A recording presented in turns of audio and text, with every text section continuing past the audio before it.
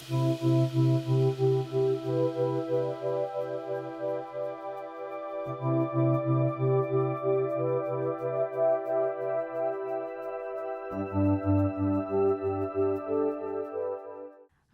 வணக்கம்.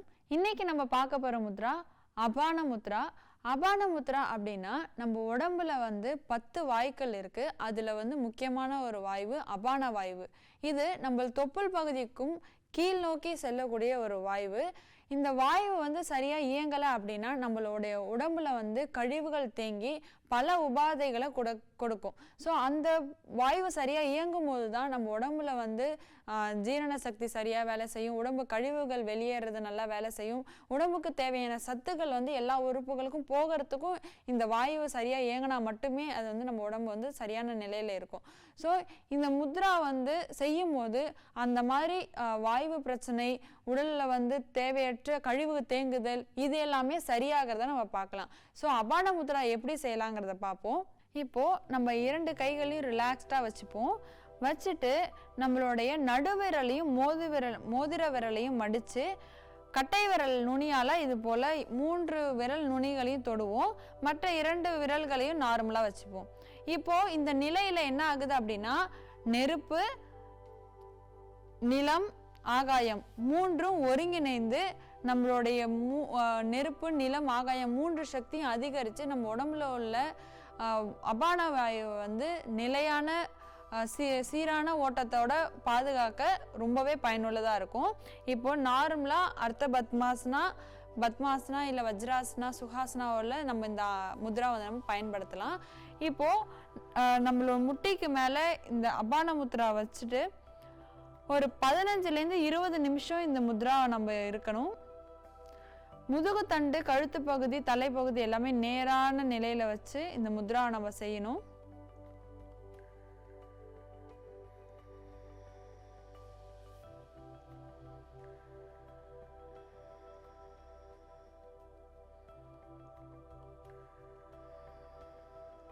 ரிலாக்ஸ்.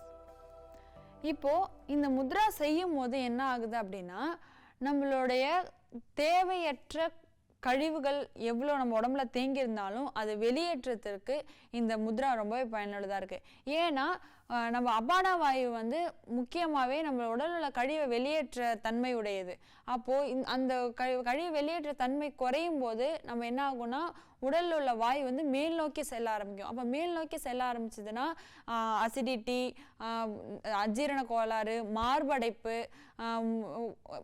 கேஸ்ட்ரிக்னால பின்னாடிலாம் நம்மளுக்கு நிறைய வலி வரும் இல்லையா, தோள்பட்டையில் வலி வரும், கழுத்து பகுதியில், தலைப்பகுதியெலாம் தேவையில்லாத தலை பாரம், மூக்கடைப்பு, இது மாதிரி நிறைய பிரச்சனைகள் வரும். இப்போது இந்த முத்ரா செய்யும் போது அந்த வாயு மேல் நோக்கி செல்லாமல் கீழ் நோக்கி நம்ம உடம்புலேருந்து வெளியேற்றுறதுக்கு ரொம்பவே பயனுள்ளதாக இருக்கும். அது மட்டும் இல்லாமல் ரொம்ப நாள்பட்ட மலச்சிக்கல் பிரச்சனை உள்ளவங்களாம் இந்த முத்ரா செய்யும் போது உடல்லேருந்து கழிவுகள் வெளியாக்கி திரும்ப அந்த பிரச்சனை வராமையும் பாதுகாக்கும். சிறுகுடல், பெருக்குடல், கணையம், கர்ப்பப்பை, கல்லீரல், மண்ணீரல் அனைத்து உள்ளுறுப்புகளும் சீரான நிலையில இயங்கிறதுக்கு, அதுல கழிவுகள் தேங்காம இருக்கிறதுக்கும் இந்த முத்ரா பாதுகாத்து கொடுக்கும். அது மட்டும் இல்லாமல் நம்மளுடைய சில பேருக்கு திடீர்னு நல்லா இருக்கும், சுருக்குன்னு நெஞ்சில் குத்துற மாதிரி ஒரு வலி வரும். இது எல்லாமே இந்த வாயு தொந்தரவுனால தான் நம்மளுக்கு வருது. இப்போ அந்த மாதிரி பிரச்சனையும் இருக்கும் போது இந்த முத்ரா செய்யும் போது அந்த பிரச்சனை எல்லாமே நீங்கும். தலை பாரம், தலை சுத்தல், ஒற்றை தலைவலி, மூக்கில் அடிக்கடி நம்மளுக்கு சளி அடைச்சிட்டு காலைல எழுந்திரிச்சோம்னா மூக்கு கிட்ட சளி அடைக்கிற மாதிரி இருக்கும். அந்த பிரச்சனை எல்லாம் இது சரியாக்கும். ஏன்னா அதுல உடம்புல அதிகப்படியான கழிவு தேங்கிறதுனால வருது. கழிவுகளின் தேக்கமே நோய், கழிவுகளோட நீக்கமே உடல் குணம் அப்படின்னு சொல்லுவோம். அப்போ நம்மள மலக்குடல்லையும் சிறுநீரகத்திலையும் நம்ம தேவையற்ற கழிவுகள் தேங்கும் போது நம்ம உடம்புல பிரச்சனை வருது. அப்போ இந்த அபான முத்ரா செய்யும் போது அந்த கழிவுகள் எல்லாம் தேங்காம நம்ம உடம்புல விட்டு வெளியேறதுக்கு ரொம்பவே பயனுள்ளதா இருக்கும். அப்போ நம்ம உடம்புல உள்ள கழிவுகள்லாம் வெளியேறிச்சுன்னா உடலும் மனமும் ஆரோக்கியமாக இருக்கிறதுக்கு இந்த முத்ரா ரொம்பவே பயனுள்ளதாக இருக்கும். எல்லாருமே இந்த முத்ரா ட்ரை பண்ணி பாருங்க. அதோடைய பலன்களையும் நீங்களும் செஞ்சு நலமடைங்க.